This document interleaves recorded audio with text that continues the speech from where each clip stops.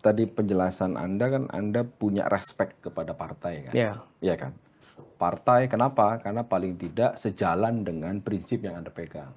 Betul. Nah, kalau melihat sekarang kan orang naif gitu. Karena bagaimanapun untuk kepentingan jangka pendek atau jangka panjang, kadang-kadang partai itu harus disebutnya fleksibel. Nggak lah itu ideologi itu udahlah nanti. Yang penting kita dapat apa dan sebagainya. Ada hal-hal lain nggak yang ya namanya juga titipan proyek ya kan? Anda mengelolanya bagaimana? Dan kalau itu bertemu dengan kepentingan partai atau koleganya elit partai, ada cerita lain nggak selain itu? Ini satu contoh kasus. Suatu saat ada pengusaha yang membawa uang karena dia barusan dapat proyek.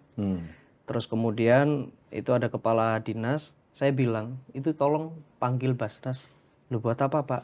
Ya udah itu duitnya kamu terima, foto, bikin itu akadnya dia sebagai zakatnya dia atau infak sedekahnya dia.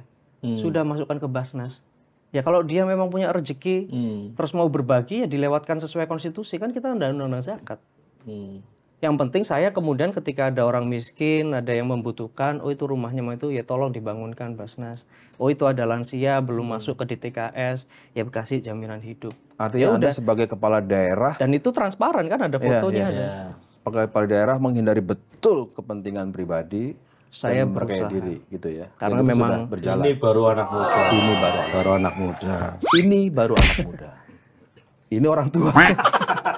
Tapi Mas Ipin, biasanya sampai ini lucu loh Gus. Lagi mau kuat lah po. Dia itu aku dadi grogi ngono. Kagum masalahnya.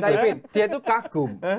Ono kepala daerah nolak fee gitu loh. Enggak gini. Kenapa saya menggali itu? Hari ini kan sedang jadi diskusi bahwa satu, etika bernegara itu sedang dalam tantangan yang besar. Kasus di MK.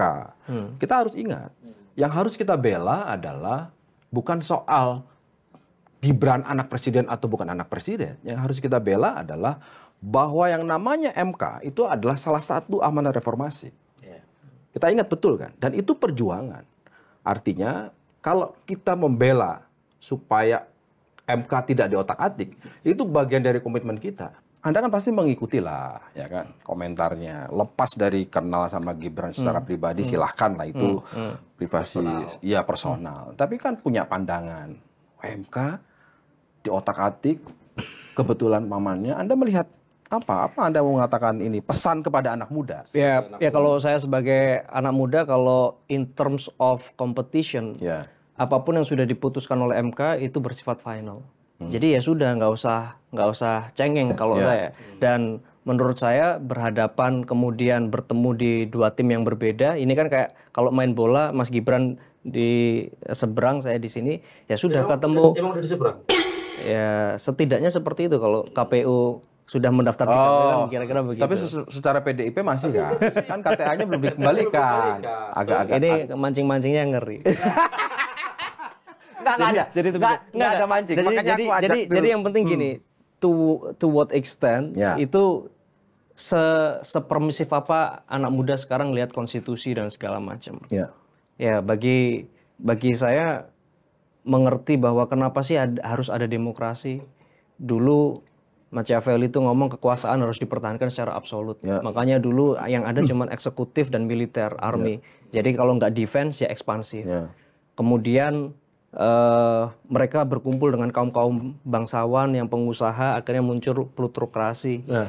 Terus kemudian revolusi Prancis pengen yang bangsawan ini tumbanglah dengan kelas-kelas pekerja ini. Akhirnya kemudian kita muncul eranya Montesquieu, trias politika dan segala macam. Bahkan dilengkapi, nggak cukup trias politika, harus ada badan-badan ad hoc untuk mempercepat kerja. Ya kayak kita dulu punya BPKP, BPK, Ombudsman apalah segala macam. Termasuk kita sekarang punya KPK. Itu kan bagian dari adhokrasi untuk mempercepat proses-proses yang tersumbat di trias politika ini. Nah tapi kemudian sekarang pertanyaannya seberapa penting itu semua bagi anak muda. Ya cuman saya cuman meng-highlight satu hal, bahwa amanah demokrasi itu bahwa setiap kekuasaan harus dibatasi.